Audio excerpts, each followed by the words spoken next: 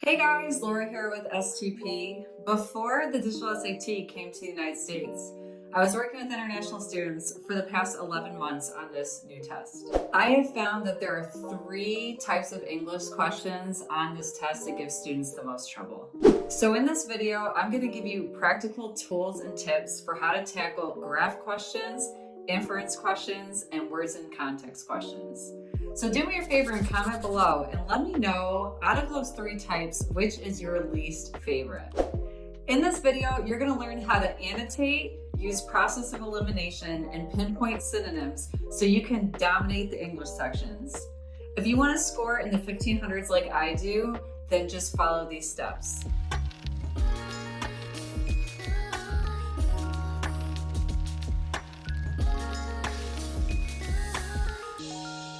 Before we get started, my tutor team and I designed an awesome digital SAT English workbook, and for a limited time, we're actually giving it away for free. So to access the workbook, you just subscribe to our email list from our website. I will link up here to our website right now so you can go grab that and get practicing. Okay, so the first type of question that I want to talk about with you guys today are the graph questions. If any of you have started prepping already, you know how ridiculously time-consuming these questions can be. And that's really what holds students back. But if you follow these foolproof strategies, it will make answering graph questions even easier for you. So the first thing I always want you to do when you get to a graph question is just read the question first. That way you'll know what to look for and you won't waste valuable time. The second step is to skip most of the big paragraph under the graph because it's just a lot of unnecessary information you don't need. Then you just want to look for the claim or the hypothesis, which is typically the last sentence or 2 of that paragraph. After you get the claim and hypothesis, then you're going to go through the answer choices and use process of elimination to determine which one is best. So the first step that I will always do when I get to a graph question is just go straight to the question and read that first. I want to know what to look for. If I don't read the question first, I'm wasting unnecessary time looking at too much information that I may not even need. And that's really what College Board does, you guys. They love giving too much information to confuse you and to overwhelm you. The question says, which choice best describes data from the table that support the researcher's hypothesis? Okay, couple things I'm looking for in the question. I want to know if it's a support or undermines, because that will be vastly different in what I want to pick for my answer. This one's a support, so I want the answer choice to support the hypothesis. When I go down to the text, I'm going to look for the hypothesis and I see it in the last sentence. So I will literally just read this last sentence and I'm going to ignore all of that preliminary information that is just a time waster. The last sentence says, a researcher hypothesized that because Arctic ground squirrels hibernate alone, they would likely exhibit longer bouts of torpor and shorter arousal episodes than Alaska marmots. What I'm going to do here is I'm going to annotate, and you will have scrap paper on the test. So I want to, especially with science sentences, they can get so confusing and so technical. This one's not too bad, but I like to annotate and shorthand everything to really see what's going on. So I would probably just write AGS for Arctic ground squirrels. They're alone. So what happens? Will they have higher torpor or longer torpor, and they have shorter or lower arousals? Simple, right? Up and down arrows, like abbreviations. You don't need to rewrite the entire sentence, just little symbols. Here's something interesting. When I look at all of the answer choices, I see that they're all focused on the Alaska marmots. So I want to know, well, how does that relate to Alaska marmots? And it looks like they're comparing the Arctic ground squirrels to the Alaska marmots. So if I was to make a little footnote about Alaska marmots right next to it, it would tell me probably their torpor bouts are longer and their arousal episodes are shorter. And now I know I can start going through my answer choices to find what I'm looking for. Don't look at the graph yet, okay? 50% of the time, you don't even need the graph. So start going through your answer choices, and if they start throwing actual data and numbers at you, then you might need to go look at the graph. But let's use process of elimination now to figure this out. A says the Alaska marmot's arousal episodes lasted for days, while the Arctic ground squirrels lasted less than a day. Well, that's actually the opposite of what we need, because from my footnotes, you can see that it's really the opposite. The Arctic ground squirrels have a lower arousal episode, and the Alaska marmots have, oops, I did that wrong. You guys, you probably caught it and were like dying to tell me because you're watching this video. So let's fix that now. Torpor is down for Alaska marmots and up for arousal. So anyways, that one's the opposite of what we need. I'm going to get rid of that. B, the Alaska marmots and the Arctic ground squirrels both maintain torpor for several consecutive days per bout on average. Well, no, they're different. We know that they're different based on what the last sentence is saying. That is definitely not what we're getting here. C says the Alaska marmots had shorter torpor bouts and longer arousal episodes than the Arctic ground squirrels did. That sounds good. We've got shorter torpor, longer arousal. I think that that's right. I'm going to hold that and just check D to make sure. D says the Alaska marmots had more torpor bouts than arousal episodes, but their arousal episodes were much shorter than their torpor bouts.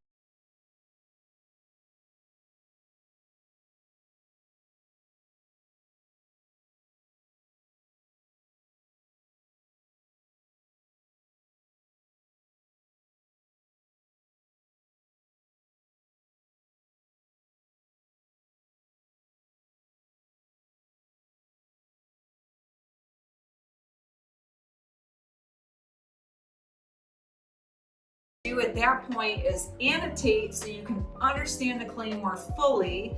And then step 3 is you're going to go through your answer choices and use process of elimination. All right, guys, if you have yet to subscribe to my channel, I don't know what you're waiting for. Smash that subscribe button and notification bell below, because I come out with videos just like this every week to help you master the SAT. Okay, next we're going to talk about words and context questions.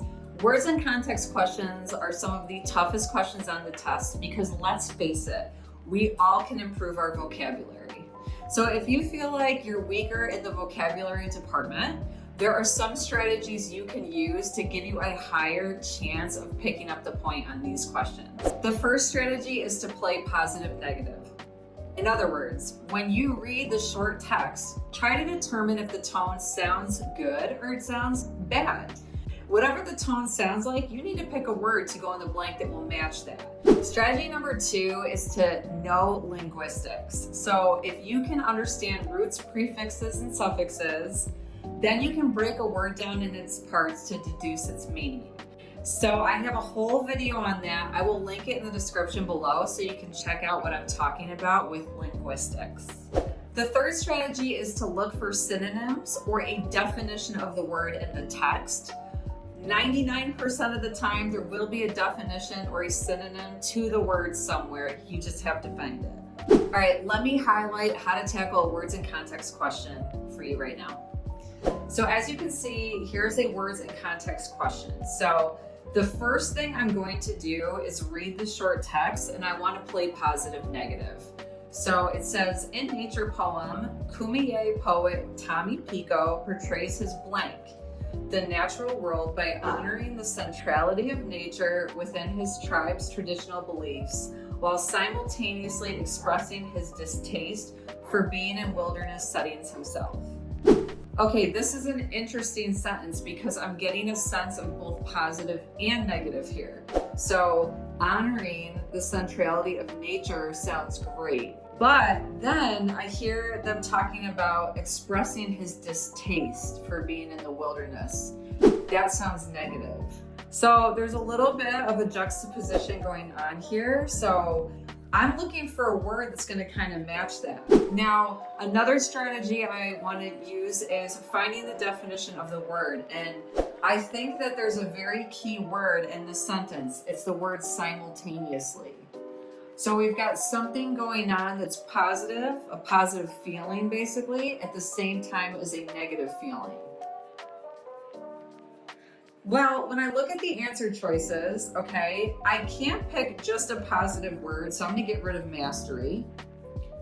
I know the word responsiveness, and I know it doesn't fit the context here, so I'm gonna get rid of that. So now it comes down to two words I'm not really familiar with. Well, I might be, but let's pretend I'm not, because you might be in a situation where you're not familiar with B and C. So what I'm gonna do now is I'm gonna use linguistics to help me get to the right answer. I know that the prefix ambi means both. When I think about another word that comes to mind, I think ambidextrous. And if you're ambidextrous, you use both your left hand and your right hand equally well. So to me, that word seems to fit this context because the person here feels both positive about something and negative about something at the same time. So I'm gonna go with B. If you're finding this video helpful so far, make sure to hit the like button below. Okay, the last type of question we're gonna talk about today are logically completes the text questions, also known as inference questions. These are by far the most challenging questions for students in general. So there are a few key strategies you can use to get better at these types of questions. The first is to make sure that you paraphrase and annotate each sentence that you read. So when I'm on a logically completes the text question, I'm not going to read the entire paragraph. I'm going to read the first sentence, stop, and sum it up in my own words. Then I'm going to read the second sentence, stop, and sum it up in my own words. That will keep your feet to the fire and will help you continue to understand what's going on in the text, because it's very dense with information and it's very easy to get lost if you're reading passively and not actively. The second strategy I would recommend is to make note of the structure of the passage and take notes. So I will highlight when we look at the example together how you will do that. And then lastly, the third strategy is to use process of elimination to help you narrow it down to the right one. Okay, so now we are in a logically completes the text question, and I will highlight all these strategies and how you will go about this. First, I will say anytime you get to a question on the English modules, really your first step should always be to read the question. You want to know what type of question it is and what you're going to be looking for. Now what we're going to do is we're going to read each sentence one at a time and paraphrase and annotate it. So the first sentence says, Marta Call and colleagues 2010 Mediterranean Sea Biodiversity Census reported approximately 17,000 species, nearly double the number reported in Carlo Bianchi and Carlo Mori's 2000 census. A difference only partly attributable to the description of new invertebrate species in the interim. There's a lot of information here. So here's what I'm going to do. There's two censuses going on. I'm going to lay those out. We have a 2000 census and a 2010 census. The 2010 is by Call. The 2001 is by Bianchi and Mori. And it looks like in the 2010 census, there's 17,000 species in the Mediterranean Sea. Whereas in the 2000, they said that 17,000 is nearly double. So in 2000, we could assume that maybe it was like 8,500 or 9,000. I'll just put 8,500. So now we can clearly see what the dates were, who was, heading what study. It's much easier to keep track of the information if you just annotate on your scrap paper. Okay, now it says a difference only partly attributable to, and I notice in the next sentence, because I'm kind of looking ahead, notice the next sentence says another factor. So it sounds like they're going to give us two reasons for this discrepancy. There's going to be two reasons why there's way more species in 2010 than in 2000.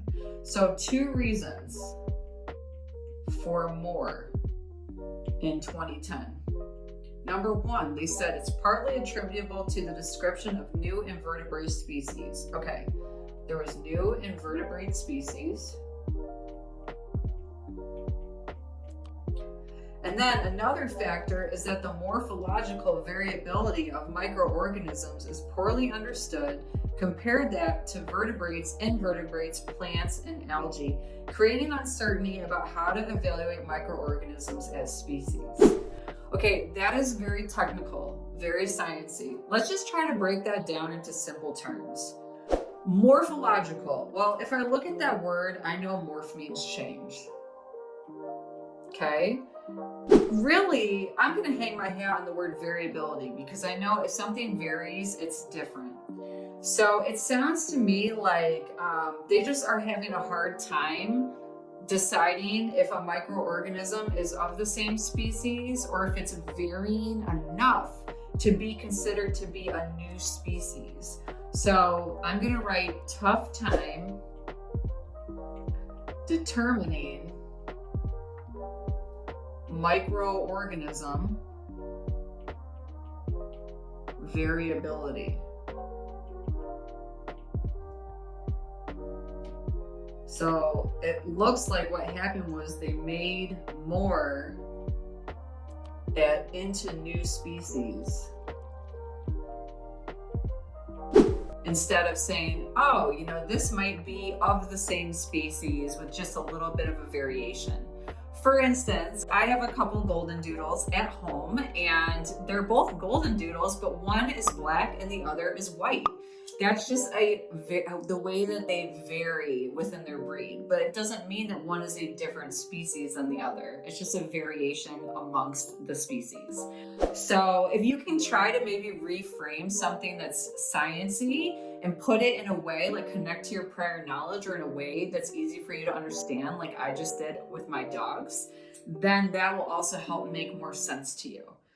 Okay, so now we have basically the notes laid out. I'm going to read the last sentence, which says, researchers' decision on such matters therefore can be highly consequential. Indeed, the two censuses reported similar counts of vertebrate, plant, and algal species, suggesting that, okay, well, if they counted the same amount of vertebrate, plant, and algal species, then that means there's issues with the invertebrates and the microorganism species. And so when you're doing a logically completes the text question, another strategy that I haven't mentioned yet that you'll want to use is try to draw your own conclusion first before looking at the answer choices. So to me, it suggests that there are issues with where the variations lie. There are issues with classifying the invertebrate species and the microorganism species. And what I'm thinking happened was Call determined there were many more microorganism species because they didn't take into account how a species could just maybe vary within itself. And there were just some new invertebrate species identified in the interim. So let's go through our answer choices and use process of elimination to try to determine which one is right.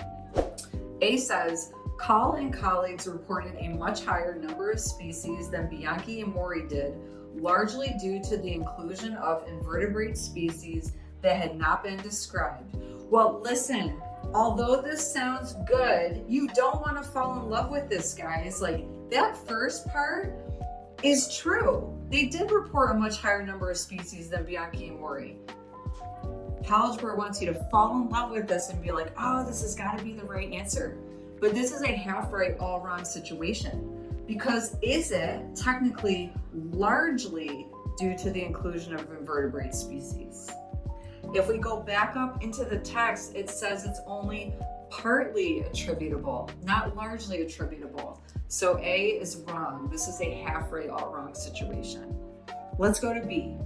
B says some differences observed in microorganisms may have been treated as variations within species by Bianchi and Mori, but treated as indicative of distinct species by Call and colleagues. That's exactly what I was thinking. If they're having a tough time determining microorganism variability, Call has created some new species that Bianchi and Mori probably didn't recognize. So I'm gonna hold B and just make sure C and D are wrong. So C says Bianchi and Mori may have been less sensitive to the degree of morphological variation displayed within a typical species of microorganism than Kyle and colleagues were. This one is actually saying the opposite of what we need, because if they're less sensitive to variability, then they would classify more new species. But they were sensitive to variability, and they were able to say, no, listen, this is still the same species, it just varied slightly. Maybe it's a different color, or it had some weird stripes on it or something, if you know what I mean. So we're gonna get rid of C. D says the absence of clarity regarding how to differentiate among species of microorganisms may have resulted in Kyle and colleagues underestimating the number of microorganism species. Well, guys, we also know that's an opposite, because if they underestimated that, why would they have 17,000 species? That is not what we're looking for. So we can be very confident going with B. All right, so I know what you might be thinking now. Yes, that's a lot of work, and yes, that does take time. There are other questions in this module that will be quick for you, like the grammar ones. You should take this much time to get the logically completes the text questions right, because honestly, if you're trying to get above a 700, that is what is required. All right, guys, if you want to learn more strategies just like the ones I covered today, then sign up for our digital SAT English self-paced course. The course has tons of exclusive video lessons not available on YouTube, and it takes approximately 5 to 6 weeks to complete. So it's perfect timing if you're set to take a test coming up to sign up for this course right now and get going. Make sure you use the promo code 50OFF at checkout so you can get $50 off this course today. That's it for now. If you made it to the end of this video, thanks for sticking it out with me. I really appreciate you. Go ahead and type in the comments inference questions with a devil emoji so that I know you made it all the way to the end. And until next time, guys, happy prepping.